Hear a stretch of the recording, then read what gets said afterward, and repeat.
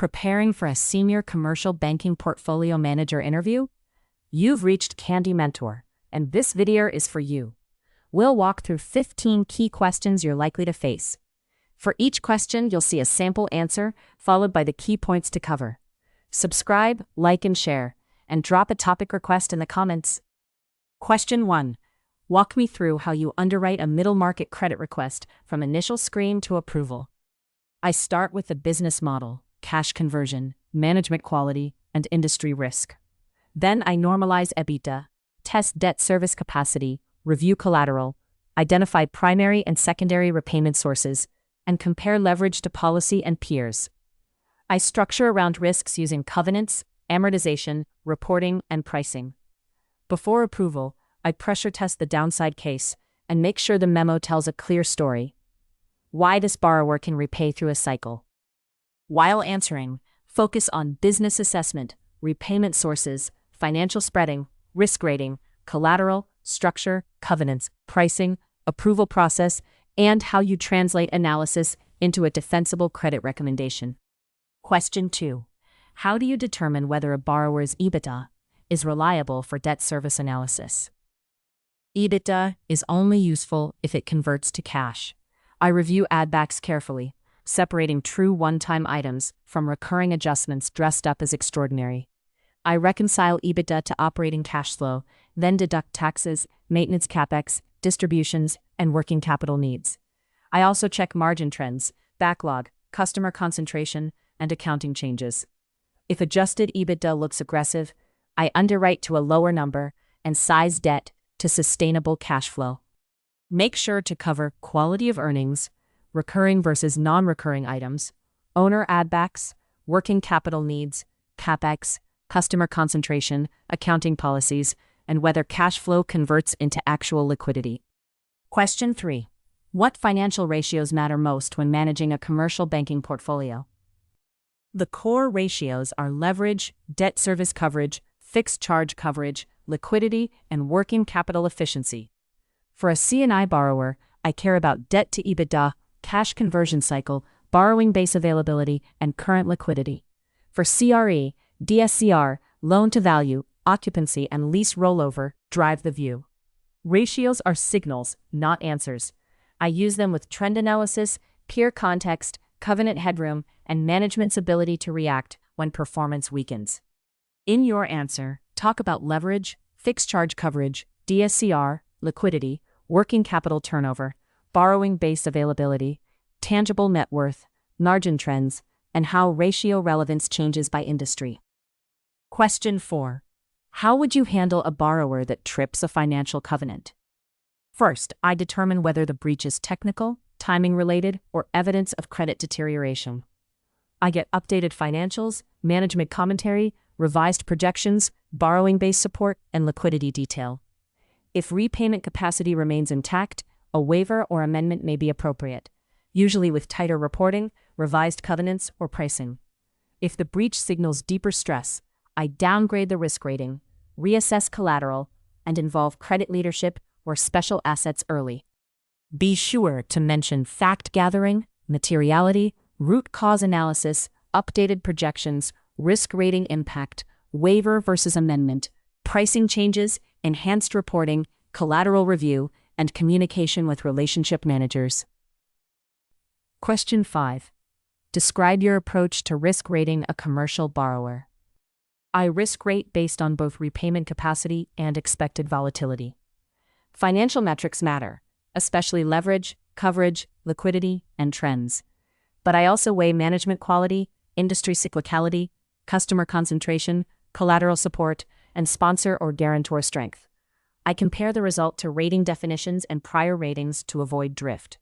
A good rating should be timely, evidence-based, and consistent across the portfolio, not overly influenced by relationship pressure. While answering, focus on quantitative and qualitative drivers, repayment capacity, leverage, liquidity, collateral, industry outlook, management strength, covenant compliance, probability of default, and consistency with bank policy. Question 6. How do you monitor portfolio credit quality after a loan is booked? Post-close monitoring is where credit losses are often prevented. I track covenant compliance, financial statement trends, collateral values, borrowing-based certificates, overdrafts, past dues, line utilization, and industry news. I also watch softer indicators: delayed reporting, management turnover, inventory buildup, margin compression, or aggressive draws. When something changes, I do not wait for the annual review. I update the risk view, speak with the relationship manager, and escalate if the credit profile is deteriorating. Make sure to cover periodic reviews, covenant tracking, financial statement spreading, borrowing-based monitoring, risk rating migration, early warning indicators, client contact, exceptions, ticklers, and escalation discipline. Question 7. What early warning signs tell you a borrower may become criticized or classified? The first signs are usually liquidity and behavior. Revolvers stay highly drawn, borrowing base cushion shrinks, financials arrive late, vendors are stretched, and management becomes less transparent. Financially, I watch declining margins, weakening coverage, negative cash flow, inventory buildup, and covenant headroom disappearing.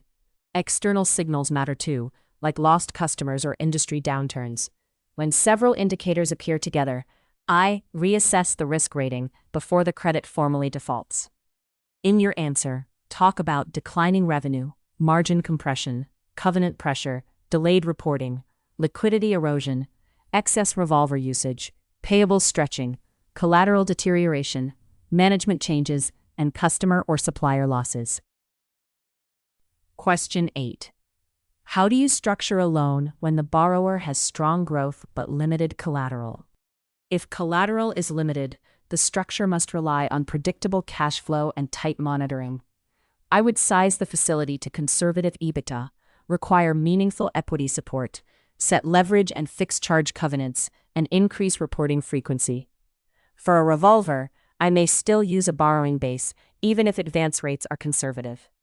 Growth can be attractive, but rapid growth consumes working capital, so I structure around liquidity strain, not just revenue expansion. Be sure to address cash flow lending, advance rates, amortization, covenants, sponsor or guarantor support, reporting frequency, pricing for risk, concentration concerns, and matching loan purpose with repayment source. Question 9. How do you evaluate a working capital revolver versus a term loan request? The distinction starts with use of proceeds. A revolver should fund short-term working capital that self-liquidates through receivables and inventory conversion. I review seasonality, borrowing base quality, dilution, aging, and historical cleanup. A term loan should fund longer-lived assets or acquisitions and amortize from recurring cash flow. If a borrower uses a revolver permanently to cover losses or capex, that is a red flag and may require restructuring. While answering, focus on loan purpose, repayment source, cash conversion cycle, borrowing base assets, seasonal needs, amortization, collateral monitoring, tenor, covenant package, and signs of permanent versus temporary debt. Question 10. How would you assess concentration risk in a commercial loan portfolio? Concentration risk is about correlated loss, not just large names. I look at exposure by borrower, industry, geography, collateral type, sponsor, risk rating, and product. Then I ask what common stress could hit multiple credits at once, such as rate pressure on CRE or commodity weakness for manufacturers. If concentration is rising, options include tighter underwriting, lower hold levels, higher pricing, syndication, portfolio limits, or targeted reduction of weaker credits. Make sure to cover borrower, industry, geography, collateral type, sponsor, relationship exposure, correlated risks, stress scenarios, policy limits, risk-adjusted returns, and portfolio-level actions to reduce vulnerability. Question 11. Tell me about a time you disagreed with a relationship manager on a credit decision. I frame disagreements around risk, not personalities.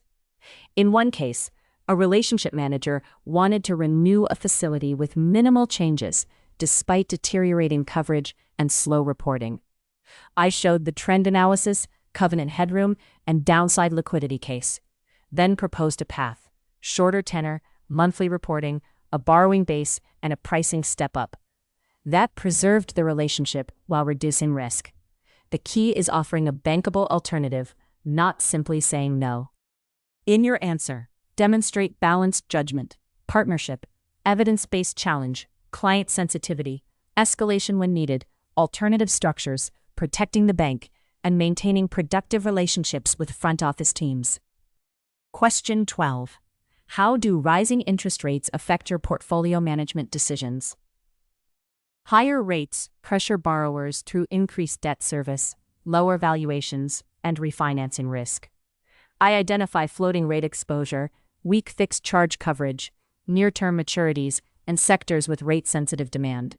For CRE, cap rates and DSCR are critical. For C&I, margin pass-through and working capital funding costs matter.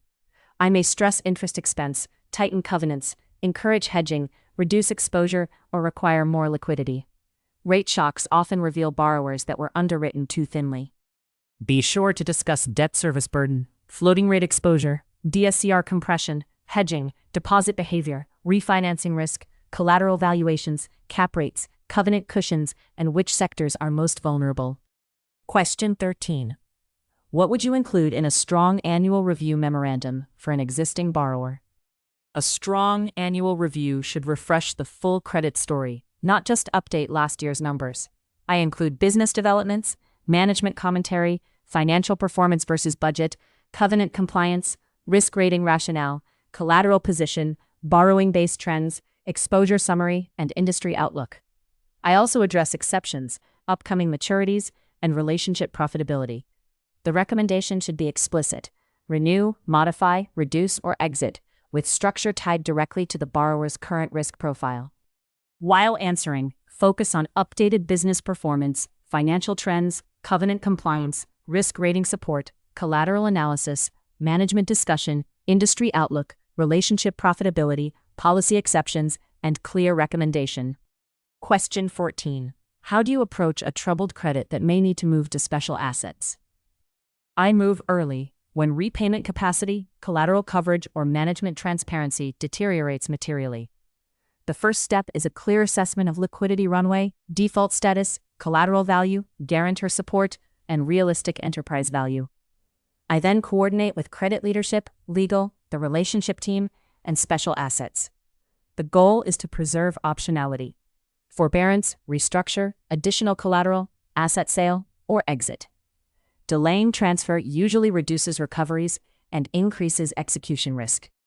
Make sure to cover objective triggers, collateral position, liquidity runway, default status, legal considerations, communication strategy, workout alternatives, risk rating changes, charge-off analysis, and coordination with special assets teams.